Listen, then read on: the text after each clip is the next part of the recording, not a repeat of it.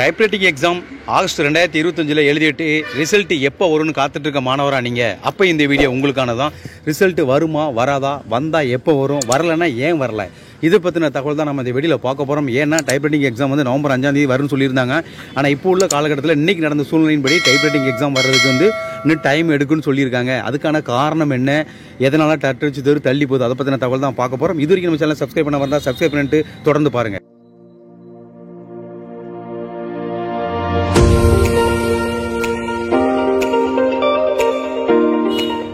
Typewriting exam 2025 August 2025 typewriting exam நடந்துச்சு. இந்த exam வந்து பார்த்தீங்கன்னா தமிழகம் முழுக்க கிட்டத்தட்ட 2.5 லட்சம் மாணாக்கர்கள் வந்து எழுதியிருந்தாங்க. இந்த தேர்வு வந்து பார்த்தீங்கன்னா மற்ற முறை மாதிரி இல்லாமல் இந்த முறை வந்து ரொம்ப கடுமையான கெடுபிடிகளோடு இந்த எக்ஸாம் நடந்துச்சு.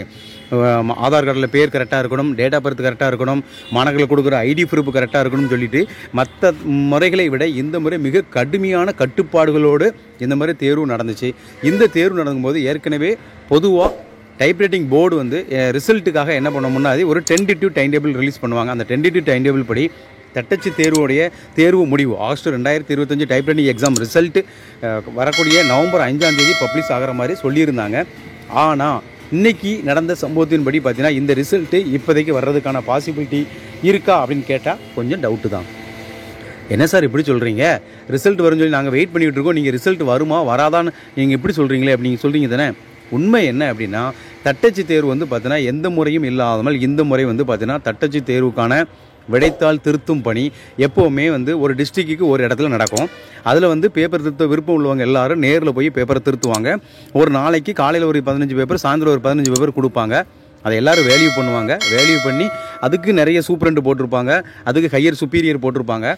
அவங்ககிட்ட அந்த பேப்பர் கொடுப்பாங்க, அவங்க அதை செக் பண்ணுவாங்க. கிட்டத்தட்ட ஒரு 3 பேர் செக் பண்ணி தான் அந்த பேப்பர் வந்து வேலியூஷன் ஆகி அந்த மார்க் வந்து போர்டுக்கு அனுப்புவாங்க. இது நடைமுறையாக இருந்துச்சு. ஆனால் இந்த முறையிலேருந்து என்ன பண்ணாங்க அப்படின்னா போர்டு வந்து இப்படி வந்து இப்போ வந்து கம்ப்யூட்டர் காலத்தில் வந்து நம்ம ஏன் இன்னும் ஒரு ஆஃப்லைன் வேலியூஷனே போயிட்டுருக்கணும், இதை வந்து நம்ம ஒரு ஆன்லைனுக்கு கொண்டு போகலாம் அப்படின்னு சொல்லி டோட்போர்டு என்ன முடிவு எடுத்தாங்க அப்படின்னா டைப்ரைட்டிங் எக்ஸாம் வேலியூஷனை வந்து அவங்க வந்து ஆன்லைனில் மாற்றினாங்க. இதுக்கு வந்து பார்த்திங்கன்னா அவங்க டெலிகிராமில் ஒரு குரூப்பை ஓப்பன் பண்ணிவிட்டு எல்லாத்துக்கும் பேப்பர் வந்து பார்த்தீங்கன்னா அவங்கவுங்களுக்கு தனியாக பேப்பரை அனுப்ப ஆரம்பித்தாங்க. பேப்பரை அனுப்பி அந்த பேப்பரை வந்து ஆன்லைன்லேயே வேலியூஷனை பண்ண சொல்லி பிள்ளைங்களுக்கான அந்த தேர்வு முடிவை விரைவாக வெளியிடணும். பிள்ளைங்களுக்கு வந்து தேர்வு முடிவு போகிறதுல வந்து எந்த ஒரு சுணக்கம் இருக்கக்கூடாது, இப்போ தட்டச்சு தேர்வு வந்து விரைவாக வெளியிடணும் தேர்வு முடிவு அப்படின்னு சொல்லி முடிவெடுத்து இந்த வேலையை பார்த்தாங்க.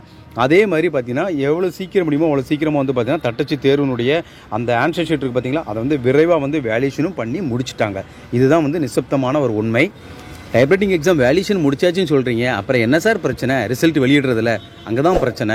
உங்களுக்கே தெரியும் நம்மளுடைய தமிழ்நாட்டில் கிட்டத்தட்ட 4000க்கும் மேற்பட்ட தட்டச்சு பயிற்சி மையங்கள் இருக்குது. இவங்க வந்து பார்த்திங்கன்னா சில இதில் வந்து பல சங்கங்கள் இருக்குது. இந்த சங்கங்கள் வந்து பார்த்திங்கன்னா ஒவ்வொரு சங்கங்கள்கிட்டையும் நாம் பெரியவரா நீ பெரியவராங்கிற ஒரு போட்டி போய்கிட்டு இருக்குது. இந்த போட்டினால் வந்து பார்த்திங்கன்னா ஒவ்வொரு முறையும் டோட் போர்டில் வந்து பல வழக்குகள் போடப்பட்டு இருக்கு.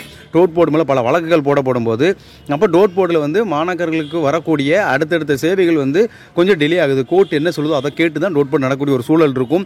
இதனால் வந்து இந்த மையங்கள் போடுற கேஸினால பல மாணவர்களுக்கு நன்மையும் நடந்திருக்கு, அதையும் மறுப்பதற்கு இல்லை அப்படிங்கிறது தான் ஒரு உண்மையான விஷயம். இதில் என்ன அப்படின்னா இந்த டோட் போர்டில் வந்து இந்த தேர்வு வந்து பார்த்தீங்கன்னா ஆன்லைனில் வேல்யூஷன் பண்ணதில் எங்களுக்கு திருப்தி இல்லை. அதனால் நாங்கள் வந்து எங்களுக்கு வந்து நீங்கள் ஆஃப்லைனில் இதை வேல்யூ பண்ணி மார்க்கை வெளியிடணும்னு சொல்லி ஒரு கேஸ் போட்டிருக்காங்க. இந்த கேஸ் வந்து பார்த்தீங்கன்னா ஏற்கனவே கேரிங் வந்துட்டு இன்றைக்கி ஒரு கேரிங் வந்திருக்கு. இதில் வந்து நம்ம டோட் போர்டில் உள்ளவங்களை வந்து இன்றைக்கி பதில் சொல்லியிருக்காங்க. அடுத்த கேரிங் வந்து 29/10/2025 அன்றைக்கி அடுத்த கேரிங் வரபோது. அப்போ தான் டைப்ரைட்டிங் எக்ஸாமுடைய ரிசல்ட் வந்து பப்ளிஷ் ஆகுமா ஆகாதா, கோர்ட்டு என்ன சொல்ல போகுது அப்படின்னு இப்போ பார்த்தீங்கன்னா பல லட்சம் மாணாக்கர்களுடைய தேர்வு முடிவு டிஎன்பிசி அரசு வேலைக்கு படிச்சிருக்க மாணாக்கருடைய கனவு இன்றைக்கி வந்து பார்த்திங்கன்னா கேள்விக்குறியாக உட்காந்துட்ருக்கு. இதை வந்து அரசும் அந்த கேஸ் போட்டவங்களும் விரைவாக பேசி முடித்து ஒரு நல்ல சூழ்நிலையை உருவாக்கி விரைவாக மாணாக்கர்களுக்கு தேர்வு எழுதிய மாணாக்கர்களுக்கு தேர்வு முடிவை உடனடியாக வெளியே விடணும் அப்படிங்கிறது தான் எல்லாருடைய ஒரு குறிக்கோளாக இருக்கும். ஏன் அப்படின்னா தேர்வு எழுதியிருக்க மாணாக்கர்கள் எல்லாருமே இதை வைத்து தான் அடுத்த கட்டம் ஒரு மூவுக்காக போக வெயிட் பண்ணுவாங்க. அரசு இதை உடனடியாக வந்து அந்த தேர்வு முடிவை வெளியிடணும் அப்படிங்கிறது தான் நம்மை போன்ற அனைத்து மாணாக்கர்களுடைய ஒரு கோரிக்கையாக இருக்கும். தட்டச்சு தேர்வு 2025க்கான தேர்வு முடிவு குறித்த அப்டேட் வந்து வரக்கூடிய 29/10/2025க்குள் தெரிஞ்சவுடன் மாணவர்களுக்கு தகவல் தெரிவிக்கப்படும். தலனன் யூடியூப் சேனல்.